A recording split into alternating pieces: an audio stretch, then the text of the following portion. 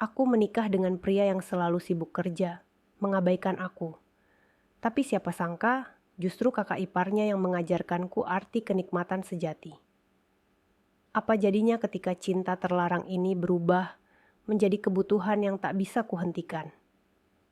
Bersiaplah menyelami kisah penuh pengkhianatan, hasrat, dan pilihan yang akan mengguncang hidupku sampai ke tulang. Aku duduk sendirian di meja makan yang penuh dengan lilin dan makanan yang sudah dingin. Sepiring spaghetti carbonara, masakan favorit Raka, sudah mulai menggumpal.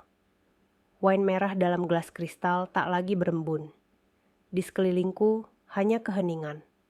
Tak ada suara langkah kaki. Tak ada ucapan selamat ulang tahun. Hanya notifikasi WhatsApp yang muncul dari layar ponsel. Maaf, sayang, lembur, jangan tunggu aku. Lembur. Lagi, padahal hari ini ulang tahunku. Aku bahkan mengenakan gaun merah favoritku, dandan selama 1 jam penuh, dan memasang alunan lagu romantis untuk menyambutnya pulang. Tapi semua ini sia-sia. Aku memandangi lilin ulang tahun yang masih menyala di tengah kue. Dengan ragu aku meniupnya, sambil menahan air mata. Selamat ulang tahun, Rania. Dari dirimu sendiri, bisikku pedih. Besok paginya, rumah terasa lebih hangat. Bukan karena Raka, tentu saja. Dia pulang tengah malam dan langsung tidur tanpa sepatah kata. Tapi karena suara berat seorang pria yang sedang berbicara dengan ibu mertua di ruang tamu. Saat aku keluar kamar dengan daster tipis dan rambut acak-acakan, aku membeku. Dia berdiri di sana. Tinggi, tegap, dengan rahang tajam dan mata gelap yang tajam. Kesan maskulin itu nyaris menyapu seluruh ruangan. Rania, suara itu berat tapi hangat. Aku Arvino, kakaknya Raka. Baru pulang dari Melbourne. Oh, kakak iparku. Tiba-tiba aku merasa malu dengan penampilanku. Tapi anehnya, aku juga merasa diperhatikan. Tatapannya sempat turun ke leherku, lalu dengan cepat kembali ke mataku. Senang akhirnya bisa ketemu kamu. Raka sering cerita. Aku tersenyum kaku. Raka cerita? Tentang apa? Aku bahkan merasa suamiku tak pernah benar-benar melihatku lagi. Hari-hari berikutnya, Arvino menetap sementara di rumah kami. Ia sopan, tidak mencampuri urusan rumah tangga kami. Tapi kehadirannya terasa. Setiap pagi saat aku menyeduh kopi, dia sudah duduk di meja makan, membaca koran atau menatap keluar jendela sambil meminum tehnya. Seringkali dia tersenyum kecil padaku, senyum yang membuat hatiku seperti terjatuh. Dan saat dia memuji masakanku, bertanya tentang hidupku, mendengarkan ceritaku, menatap mataku, aku sadar, sudah lama sekali aku tidak merasa seperti ini. Diperhatikan, dianggap, diinginkan. Aku mencoba menyangkal perasaan itu. Aku adalah istri Raka. Aku bukan wanita yang mudah tergoda. Tapi setiap malam, saat aku memeluk bantal dan tubuh Raka, tidur membelakangiku tanpa sepatah kata. Bayangan Arvino perlahan merayap ke dalam pikiranku. Dan saat aku terbangun di tengah malam karena mimpi yang begitu nyata, tentang sentuhan lembut di pinggangku, bisikan di telingaku, dan bibir yang mendarat panas di leherku, aku sadar. Bahaya sedang bernafas sangat dekat denganku. Dan pagi ini, bahaya itu menyambutku dengan secangkir kopi panas dan senyum yang terlalu manis untuk seorang kakak ipar. Pagi Rania. Suara Arvino berat dan tenang, tapi entah kenapa terdengar seperti bisikan yang menyelinap ke tengkuku. Aku berdiri terpaku sejenak di ambang dapur, memakai daster yang sama seperti kemarin.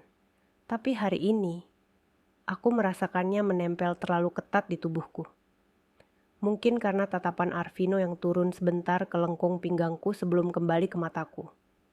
Atau mungkin karena pipiku terasa panas. Dan itu bukan karena uap dari kopi. Aku bikin kopi buatmu. Yang pahit, tanpa gula kan? Dia ingat. Padahal aku hanya menyebutnya sekali kemarin. Aku mengambil cangkir itu darinya. Jari kami sempat bersentuhan. Sebentar, tapi cukup untuk membuat jantungku melonjak seperti remaja yang disentuh gebetannya. Kami duduk bersebelahan di meja makan, tidak bicara. Tapi sunyi itu justru menggoda. Tatapannya tidak intens, tapi ada sesuatu di dalamnya. Sebuah keheningan yang mengandung rasa. Rasa ingin tahu, rasa ingin menyentuh. "Kau sering sendiri di rumah ini?" tanyanya pelan. Aku mengangguk, menatap cangkirku. Raka sibuk kerja. Dia menghela napas. Dulu dia juga begitu. Bahkan waktu ayah kami meninggal, Raka malah sibuk kejar kontrak bisnis. Aku yang urus semua.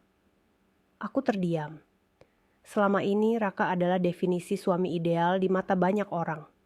Tampan, sukses, punya bisnis sendiri. Tapi di rumah ini, dia adalah sosok yang hanya hadir secara fisik, tanpa jiwa. "Rania," suara Arvino terdengar lebih pelan, nyaris berbisik. "Aku tahu ini bukan urusanku, tapi seorang perempuan sepertimu tidak seharusnya merasa sendirian."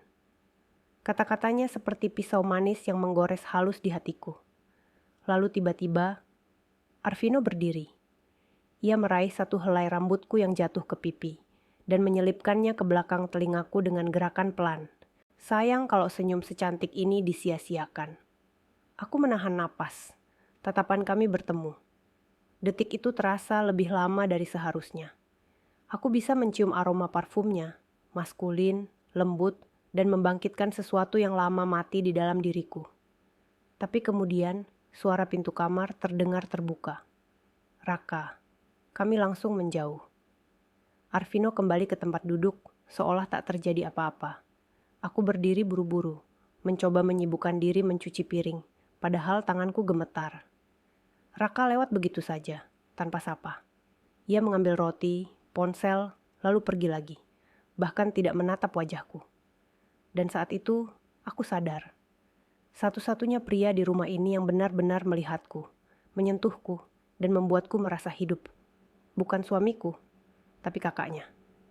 Pikiran itu terus mengganggu benakku seperti desahan yang tak kunjung padam di telinga. Hari-hari berikutnya, aku mencoba menjaga jarak. Tapi yang namanya godaan tak selalu datang dalam bentuk langsung. Kadang ia menyelinap dalam keheningan, dalam tatapan, atau dalam pelukan yang terjadi tanpa rencana. Siang itu hujan turun deras. Raka belum pulang, seperti biasa. Aku duduk di teras belakang, menatap hujan sambil memeluk lutut.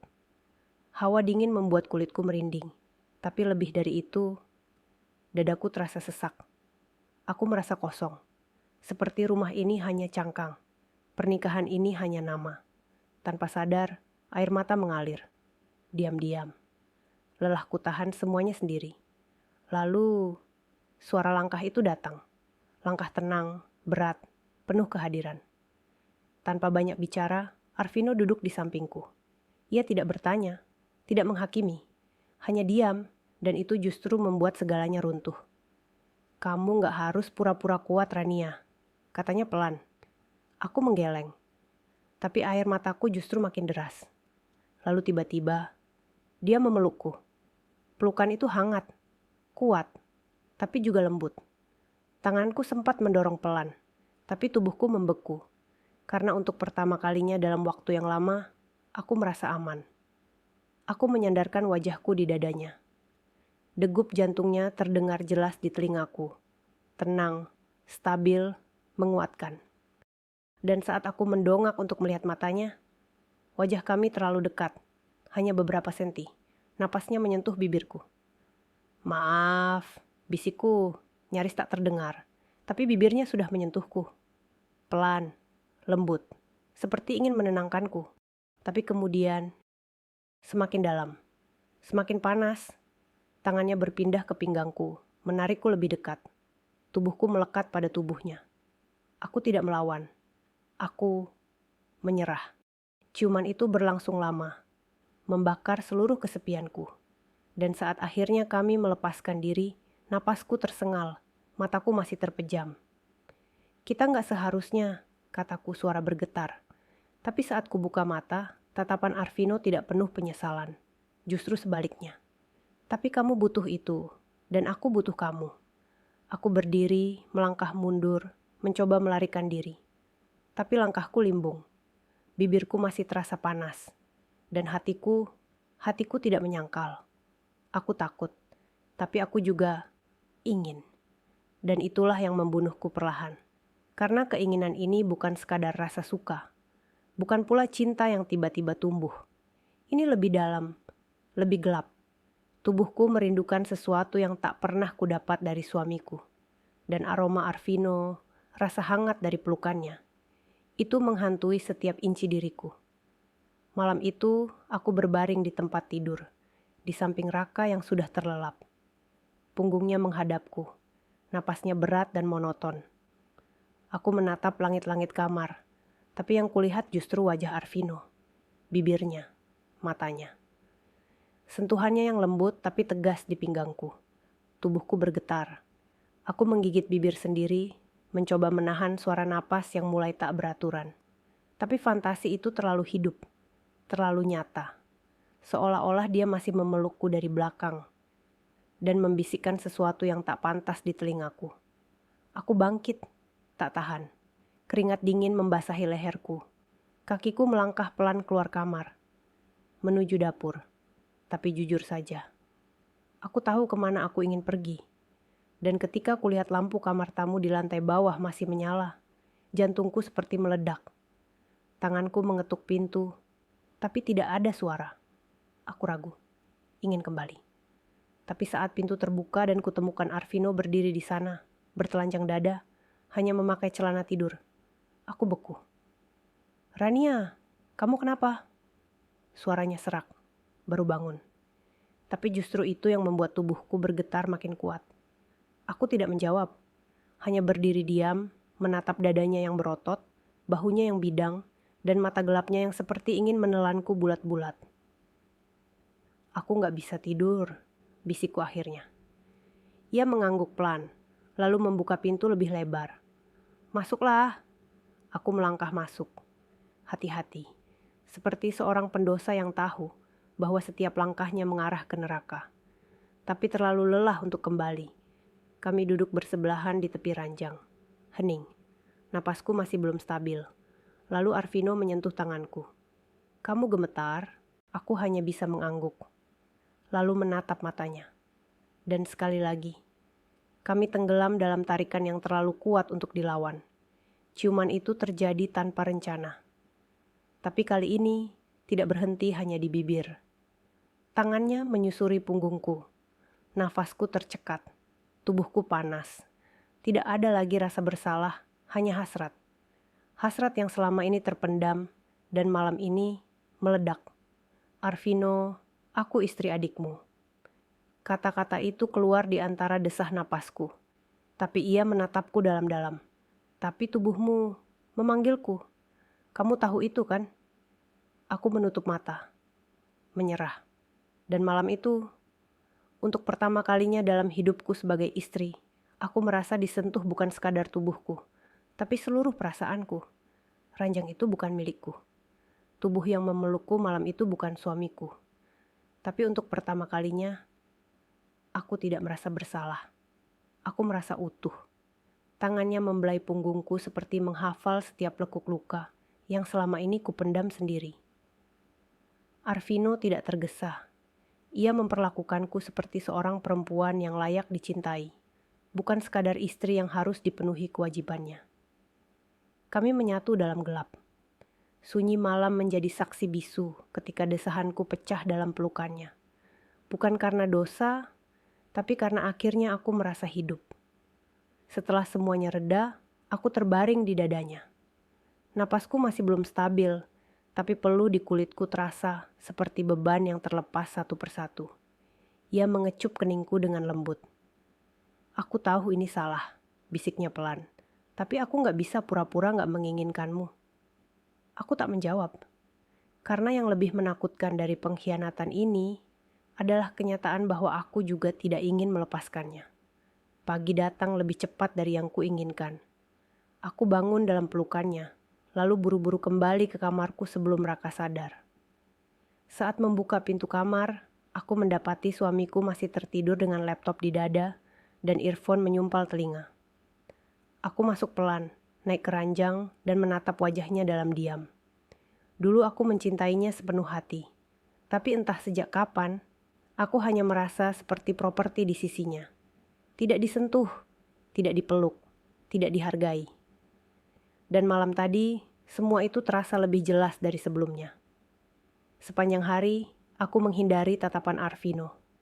Tapi setiap kali kami berpapasan di lorong rumah, ada semacam panas yang menyengat di udara.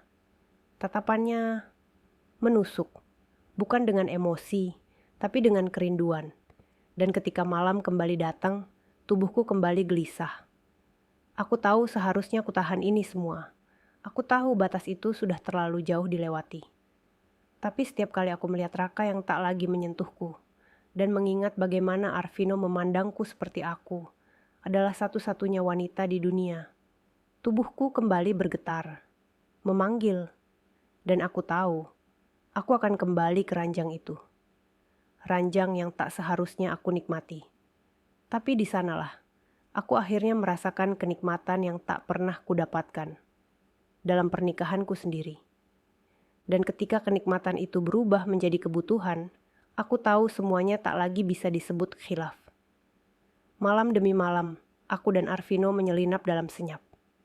Di balik pintu kamar tamu, kami bukan lagi ipar, bukan lagi sekadar dua orang kesepian yang mencari pelarian. Kami adalah sepasang manusia yang haus, bukan hanya akan sentuhan, tapi juga akan pengakuan. "Kamu sadar nggak?" bisik Arvino suatu malam, sesaat setelah kami terbaring lelah usai menyatu. "Kita nggak lagi cuman selingkuh, Rania. Kita terikat." Aku menggigit bibir. Kata-katanya menembus sesuatu yang lebih dalam daripada kulit. Ya, hatiku mulai berpihak. Dan itulah yang kutakutkan. Pagi berikutnya, suasana rumah berubah. Raka mendadak cuti kerja 3 hari. "Aku mau habisin waktu sama kamu," katanya dengan senyum yang anehnya terasa asing di wajahnya. Kita kayaknya udah lama nggak ngobrol. Aku nyaris tersedak kopi saat mendengarnya. Kenapa sekarang? Kenapa setelah semuanya terlanjur rusak? Kami pergi makan malam, berjalan-jalan, bahkan sempat tertawa. Tapi setiap kali Raka menyentuh tanganku, ada rasa asing yang tak bisa kuabaikan. Tubuhku menolak. Karena tubuh ini sudah hafal siapa yang benar-benar membuatnya hidup. Malamnya, aku menolak disentuh Raka. "Lelah," kataku cepat, membelakangi tubuhnya. Padahal jantungku berdetak tak karuan. Bukan karena takut ketahuan, tapi karena merasa bersalah pada seseorang yang bahkan bukan suamiku. Pagi berikutnya, aku turun ke dapur lebih pagi dari biasanya. Dan di sana, aku menemukannya. Arvino. Duduk sendiri. Menatap kosong keluar jendela dengan cangkir kopi yang tak disentuh. "Kamu tidur sama dia tadi malam?" Tanyanya pelan, tanpa menoleh. Pertanyaannya menyayat. Aku berjalan pelan mendekat, duduk di seberangnya. "Enggak, aku nolak dia." Ia akhirnya menoleh, dan untuk pertama kalinya, aku melihat matanya basah. "Rania, aku nggak bisa cuma jadi tempat kamu kembali kalau kamu kesepian. Aku tahu ini semua salah, tapi aku mencintaimu." Kata-kata itu membuat seluruh dunia di sekitarku berhenti. Cinta. Itu kata yang tak pernah Raka ucapkan selama bertahun-tahun pernikahan kami. Tapi hari ini, Arvino memberikannya, dengan segenap luka yang tergambar di wajahnya. Aku menggenggam tangannya. Kita bukan lagi sekadar selingkuh. Nafasku gemetar. Kita sudah jatuh terlalu dalam. Dan dalam hati, aku tahu, tak ada jalan mundur. Setiap langkah ke depan adalah ancaman. Setiap pilihan adalah kehancuran. Aku mencintai suamiku dulu, tapi sekarang aku mencintai lelaki yang seharusnya tak boleh kusentuh. Dan semesta seperti tak mau membiarkanku tenang. Karena sejak malam itu, Raka mulai berubah. Bukan jadi lebih baik, tapi jadi lebih curiga. "Rania," katanya suatu malam di meja makan. "Kamu akhir-akhir ini aneh. Kayak kamu bukan kamu." Sumpit di tanganku nyaris terjatuh. "Aku cuma capek, Ra." Aku mencoba tersenyum, tapi senyumku terasa seperti topeng yang retak. Dia menatapku lekat-lekat. Lalu matanya melirik ke arah ruang tamu, tempat Arvino biasa duduk. Tapi malam ini kosong. Arvino belum pulang? Aku menggeleng. Padahal aku tahu persis. Arvino sengaja menghindari rumah malam ini. Katanya, aku takut ketahuan. Aku gak mau kamu hancur karena aku. Ironis, karena aku justru makin hancur tanpa dia. Esok harinya, aku mengirim pesan pada Arvino. Aku butuh ketemu, aku butuh kamu. Balasannya hanya satu kalimat. Temui aku di villa ayah, malam ini. Aku berbohong pada Raka. Kataku, aku mau ke rumah mama karena dia sakit. Raka menatapku lama, lalu mengangguk. Tapi dari matanya, aku tahu dia mulai tak percaya. Hatiku bergetar saat melangkah ke mobil. Dan lebih bergetar lagi saat pintu villa itu dibuka oleh Arvino. Dengan mata yang penuh rindu dan tubuh yang sudah siap menyambutku. Begitu pintu tertutup, kami seperti dua orang yang telah menahan napas terlalu lama. Tanganku menggenggam wajahnya, bibirnya melumatku dengan emosi yang tak lagi bisa ditahan. Kami berciuman seperti sepasang kekasih yang baru bertemu setelah perang. Tubuhku menghangat, terbakar, meleleh dalam pelukannya. Pilih aku, Rania. Bisiknya saat kami sudah rebah di ranjang. Kulit pada kulit, napas bertaut. Aku tahu ini gila, tapi aku gak bisa hidup kayak gini terus. Aku terdiam. Air mata mengalir di sudut mataku. Karena malam itu, untuk pertama kalinya, yang kutakutkan bukan lagi dosa, tapi kehilangan dia. Tapi bagaimana aku bisa memilih? Suamiku atau kekasih iparku? Satu adalah janji, yang satu lagi adalah nyawaku. Tapi pada akhirnya, yang tidak kupilih justru membuka pintu yang tak seharusnya ia buka. Dan semua rahasia yang selama ini kupeluk dalam gelap, meledak di hadapannya, seperti bom waktu yang tak tertunda lagi. Malam itu, aku dan Arvino kembali tenggelam dalam satu ranjang, satu nafas, satu rasa bersalah yang kami coba abaikan. Tapi yang tak kami tahu, villa itu bukan hanya milik keluarga, tapi juga menyimpan kunci cadangan yang diketahui oleh semua anggota keluarga, termasuk suamiku. Dan ketika suara pintu villa tiba-tiba terbuka, ketika langkah kaki berat terdengar mendekat ke kamar, dan ketika pintu kamar itu dibuka tanpa izin, segalanya runtuh. Rake, suara Arvino tercekat. Tubuhku membeku. Selimut langsung kutarik ke dadaku, tapi terlambat. Tatapan Raka menabrak mataku. Penuh luka, penuh amarah, penuh kehancuran. Tangannya mengepal, rahangnya menegang. Tapi yang lebih menyakitkan dari semua itu adalah, ia tak berkata apa-apa, hanya berdiri, menatap kami. Dan dalam hening yang menggema, air matanya jatuh. Air mata seorang pria yang selama ini kupikir tak punya waktu untuk cinta. Setelah itu, semua terjadi begitu cepat. Raka keluar dari villa tanpa sepatah kata. Arvino menyusul, tapi Raka mendorongnya dengan satu pukulan keras yang nyaris membuat Arvino tersungkur. Aku percaya sama kalian berdua, katanya lirih sebelum melangkah pergi. Tapi ternyata, kalian tidur di belakangku. Aku hanya bisa menangis. Menangis karena akhirnya yang paling kutakutkan benar-benar terjadi. Beberapa hari setelah kejadian itu, aku kembali ke rumah. Sendirian. Raka tidak ada. Arvino juga menghilang. Teleponku diblokir. Pesanku tidak dibalas. Dan yang lebih menyakitkan dari pengkhianatan ini adalah sunyi yang tersisa. Hidupku terbelah. Rumah ini terasa seperti museum. Setiap sudut menyimpan kenangan. Setiap bayangan membawa penyesalan. Dan aku duduk sendiri di kamar, menatap pantulan wajahku di cermin. Siapa sebenarnya diriku sekarang? Istri yang gagal? Perempuan yang dimabuk cinta terlarang? Atau hanya wanita kesepian yang terlalu lama menunggu cinta di tempat yang salah? Dan tepat saat aku hendak bangkit, sebuah surat datang. Dari Raka. Bukan pesan panjang. Hanya satu kalimat. Aku akan bicara satu kali terakhir. Jika kamu masih mau menyelamatkan semua ini, temui aku di tempat kita menikah dulu. Tanganku gemetar, karena aku tahu pertemuan ini akan menentukan semuanya. Aku berdiri di depan gereja tempat aku dan Raka dulu mengucapkan janji suci. Udara dingin menusuk kulitku, tapi yang paling dingin adalah rasa takut yang membeku di dadaku. Langkahku berat, tapi aku tahu aku harus melakukannya. Ini bukan sekadar tentang aku dan Raka, tapi tentang sisa-sisa cinta yang pernah kami punya. Pintu gereja terbuka perlahan. Raka berdiri di sana, wajahnya kusut, mata merah tapi berusaha tegar. Rania, suaranya serak. Aku gak tahu harus mulai dari mana. Tapi aku gak bisa terus hidup dengan rasa sakit ini. Aku menunduk, menahan air mata yang siap jatuh. Raka, aku juga merasa hancur. Tapi aku gak mau semuanya berakhir seperti ini. Kami duduk berseberangan di bangku gereja yang dulu penuh harapan. Cerita kami mengalir, bukan lagi penuh kemarahan, tapi kejujuran yang pahit. Raka mengakui kesalahannya yang terlalu sibuk dan mengabaikan aku.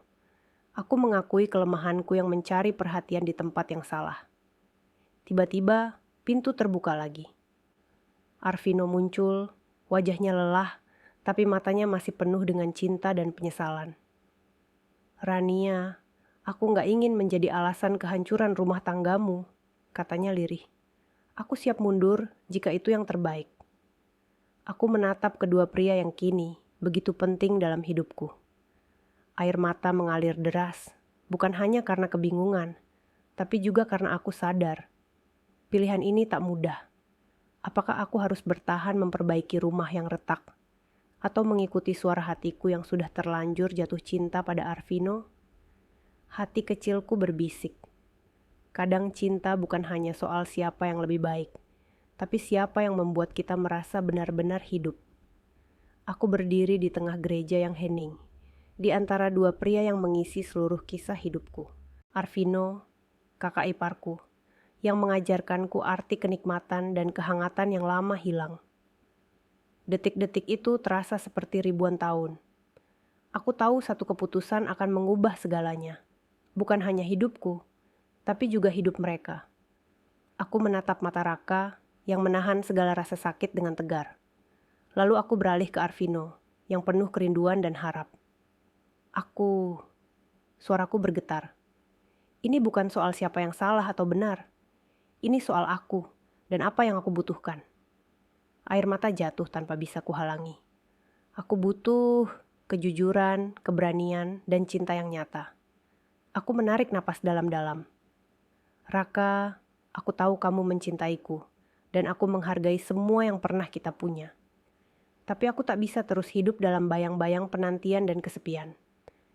Matanya berkaca-kaca, tapi dia mengangguk pelan. Kalau itu yang membuatmu bahagia, aku merelakanmu. Aku berbalik ke Arvino.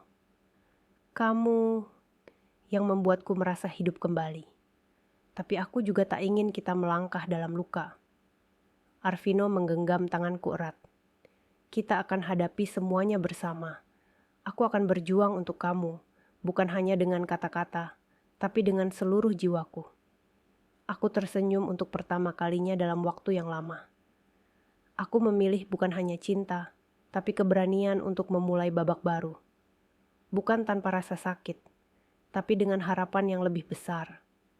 Dan di sana, di tempat kami pernah mengucapkan janji, aku mengucapkan janji baru. Pada diri sendiri, dan pada cinta yang benar-benar kuinginkan. Akhir yang bukan tentang kesempurnaan, tapi tentang keberanian untuk mencintai dan dicintai. Terima kasih sudah menyimak kisah panas dan penuh emosi ini sampai akhir. Jangan lupa subscribe Zona Romansa untuk cerita-cerita dramatis lainnya yang siap mengaduk-aduk hati kamu. Like, share, dan tulis komentar kamu di bawah. Cerita mana yang paling kamu relate dan ingin aku kembangkan selanjutnya? Sampai jumpa di episode berikutnya, hanya di Zona Romansa.